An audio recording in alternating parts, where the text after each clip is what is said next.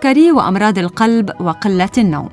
ذكرت دراسة أن الأشخاص الذين ينامون أقل من 6 ساعات يومياً ربما يكونون أكثر عرضة لعوامل تزيد من احتمالات إصابتهم بالسكري وأمراض القلب والجلطات الدماغية.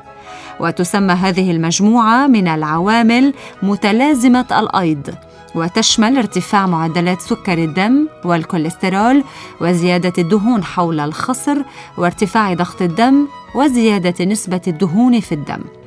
وارتبطت قلة فترة النوم بزيادة خطر الإصابة بارتفاع معدلات سكر الدم وزيادة الدهون في منطقة البطن بنسبة 30%، وبزيادة 56% في مخاطر الإصابة بارتفاع ضغط الدم مقارنة مع من ينامون فترات أطول.